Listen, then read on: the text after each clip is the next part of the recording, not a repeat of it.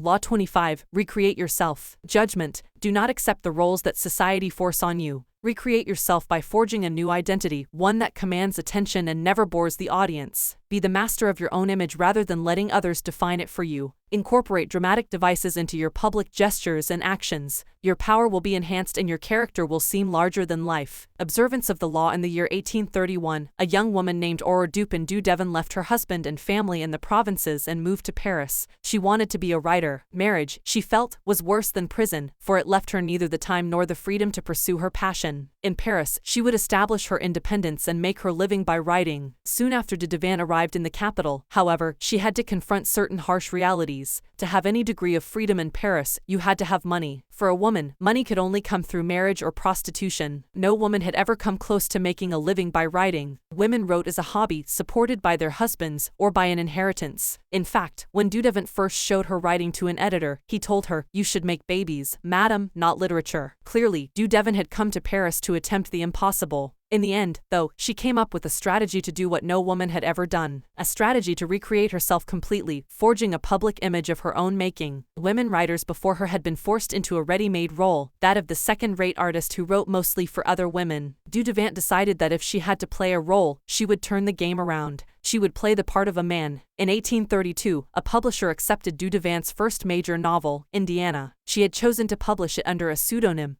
George Sand, and all of Paris assumed this impressive new writer was male. Du Devant had sometimes worn men's clothing before creating George Sand. She had always found men's shirts and riding breeches more comfortable. Now as a public figure, she exaggerated the image. She added long men's coats, gray hats, heavy boots, and dandish cravats to her wardrobe. She smoked cigars and in conversation expressed herself like a man, unafraid to dominate the conversation or to use a saucy word. This strange male-female writer fascinated the public, and unlike other women writers, Sand found herself accepted into the clique of male artists. She drank and smoked with them, even carried on affairs with the most famous artists of Europe, Musset, Liszt, Chopin. It was she who did the wooing and also the abandoning. She moved on at her discretion. Those who knew Sand well understood that her male persona protected her from the public's prying eyes. Out in the world, she enjoyed playing the part to the extreme. In private, she remained herself. She also realized that the character of George Sand could grow stale or predictable, and to avoid this, she would, every now and then, dramatically alter the character she had created.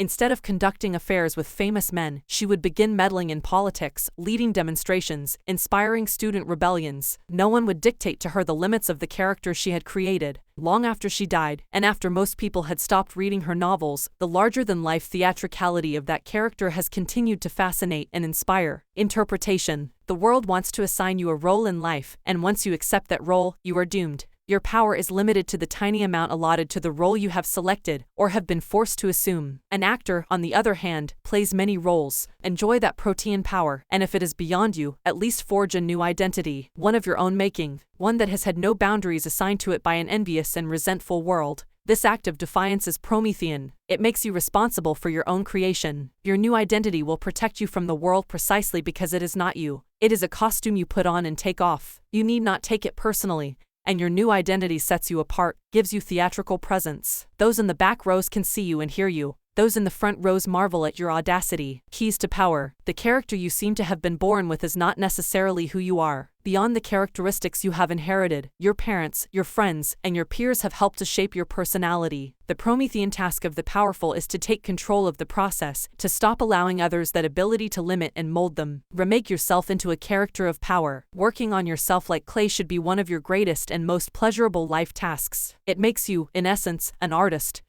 creating yourself. The first step in the process of self-creation is self-consciousness, being aware of yourself as an actor and taking control of your appearance and emotions. The bad actor is the one who is always sincere. People who wear their hearts on their sleeves out in society are tiresome and embarrassing. Their sincerity notwithstanding, it is hard to take them seriously. Good actors control themselves better. They can play sincere and heartfelt, can affect a tear and a compassionate look at will, but they don't have to feel it. They externalize emotion in a form that others can understand. Method acting is fatal in the real world. No ruler or leader could possibly play the part if all the emotions he showed had to be real. So learn self-control. Adopt the plasticity of the actor who can mold his or her face to the emotion required. The second step in the process of self-creation is a variation on the George Sand strategy, the creation of a memorable character, one that compels attention, that stands out above the other players on the stage. This was the game Abraham Lincoln played. The homespun, common countryman he knew was a kind of president that America had never had, but would delight in electing. Although many of these qualities came naturally to him, he played them up.